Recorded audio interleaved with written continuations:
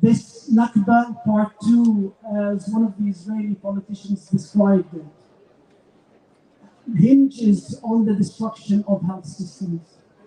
It hinges on the fact that the 57,000 wounded will be left to die of their wounds.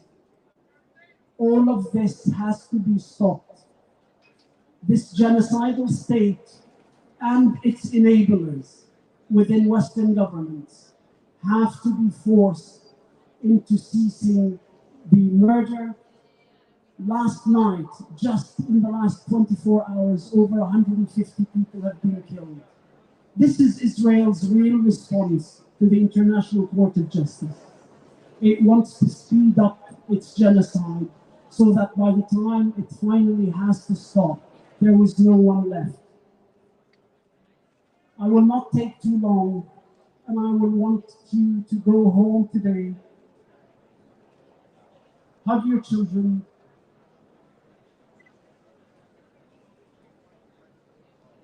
and remember Alice.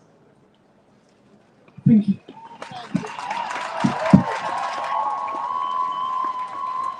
Please stand, Hassan.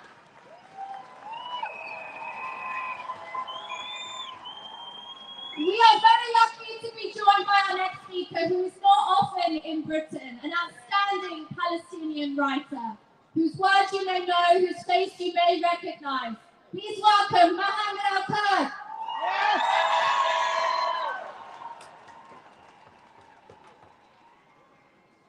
Hello, everyone. It's an honor to see all of you. It's an honor to be here. The atrocities that the Israeli regime is committing in Gaza are some of the most horrific, brutal tragedies of all of our lifetimes. But this genocide is not without a culprit. Zionism is the root cause of all that is happening in Palestine. This is a moment for transformation. There have been 30,000 martyrs. This is our moment to transform the world.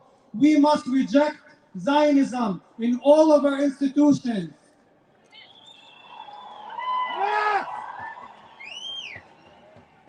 Because to be anti-racist is to be anti-Zionist. It does not contain multitudes. It does not have double meanings. It is not romantic.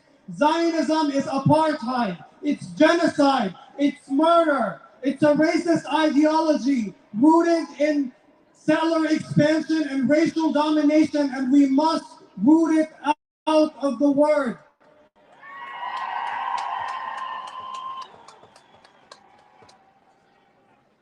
We must de-Zionize because Zionism is a death cult.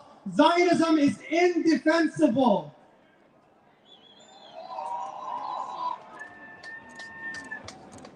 I want you all to continue marching in the street even as South Africa courageously and momentously takes Israel to the ICJ. We must not stop marching. Not now, not tomorrow, not until Palestine is free.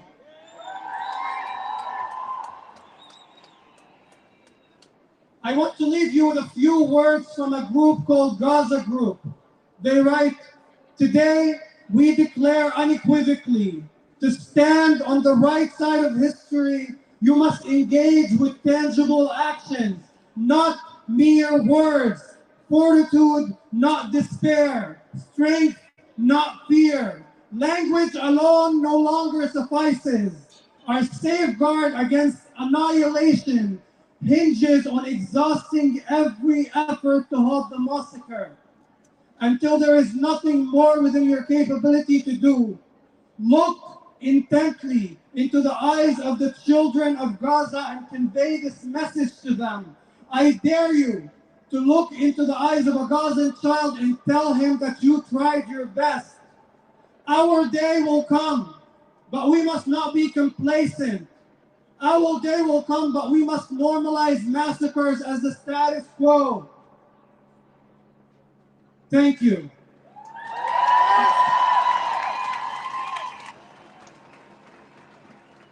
Once again, give it up for Mohammed Alpert. Our next speakers are here representing the Jewish bloc on today's demonstration. A group of British Jews organising in their community for an end to the occupation. So please give a warm welcome to Avia Sarah Day, Max Gerber and Richard Kuka.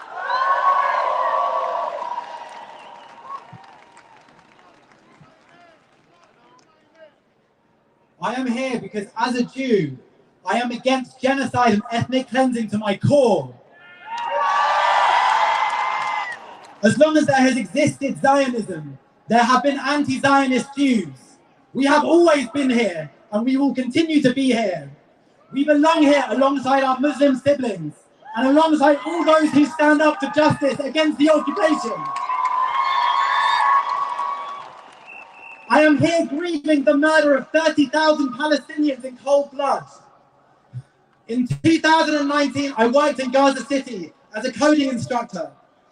I am here fighting for the dreams of my students who are running for their lives from Israeli brutality.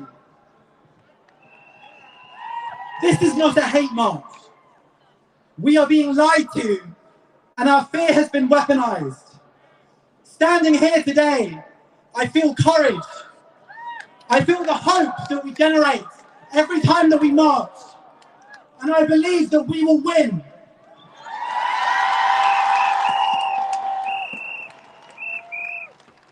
My name is Avia, and I'm here as a member of the Black Jewish Alliance and from the Jewish bloc.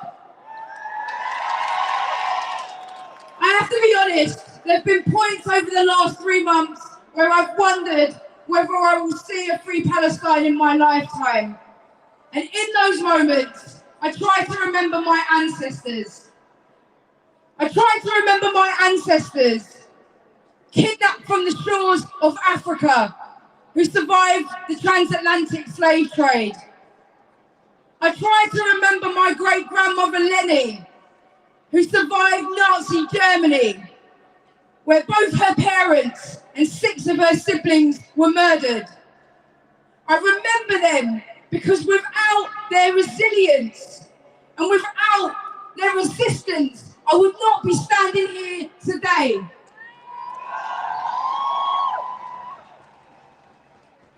I remember my ancestors, and I honour them here today, joining this movement as a proud anti-Zionist Black Jew. To say never again. And never again means acknowledging, never again means rejecting the divide and rule tactics of imperialism which seeks to elevate one oppressed group at the expense of another. Never again means recognising that our strongest weapon is our solidarity.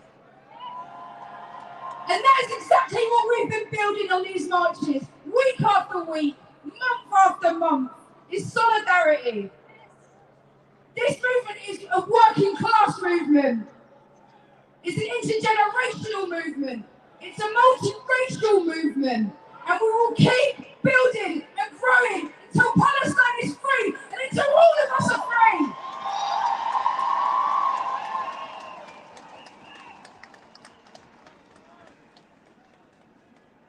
Richard Kuka, Jewish Voice for Labour, Jews for Justice for Palestinians, and the Jewish bloc.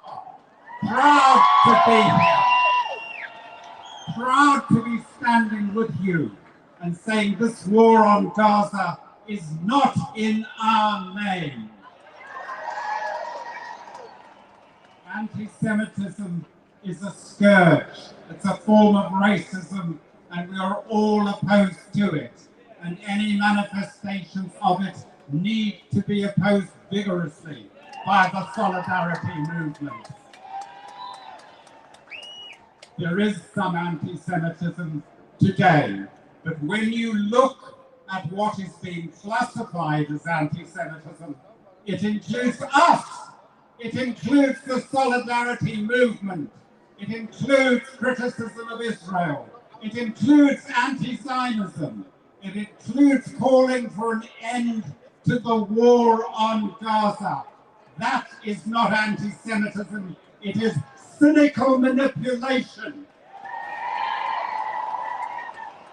So too with the Holocaust. The lesson of the Holocaust that we draw was never again to anyone. Israel is perpetrating something that looks remarkably like a genocide in Gaza. I take my hat off to the South African government and its presentation at the International Court of Justice. They were given short shrift in reporting by the British media, and I would urge every one of you to look at the videos of the South African testimony to the International Court. It is devastating. I want to say about the Jewish communal leaders who stand foursquare with Israel. The chief rabbi who said a few days ago that he supported our heroic soldiers, our soldiers, the Israelis fighting in Gaza. They are not my soldiers.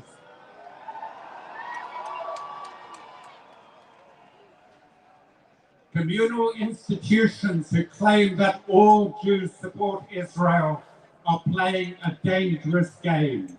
They are aligning Jews with Zionism. They are making every one of us responsible for Israel's crimes. We are not, and we oppose them and Israel vigorously in its genocidal actions in Gaza. Finally, I would like to say, or to read quickly, a poem which you've heard before by Khaled Juma, O Rascal Children of Gaza. It expresses the humanity we feel when we witness the slaughter of ordinary civilians in the name, says Israel, of preventing a genocide. It is double-speak of the most appalling kind, and Khaled Juma captures the humanity that we need to reach into ourselves to find. He writes, O rascal children of Gaza, you who constantly disturb me with your screams under my window, you who filled every morning with rush and chaos, you who broke my vase and stole the lonely flower on my balcony. Come back and scream as you want, and break all the vases, steal all the flowers. Come back, just come back. Free, free Palestine.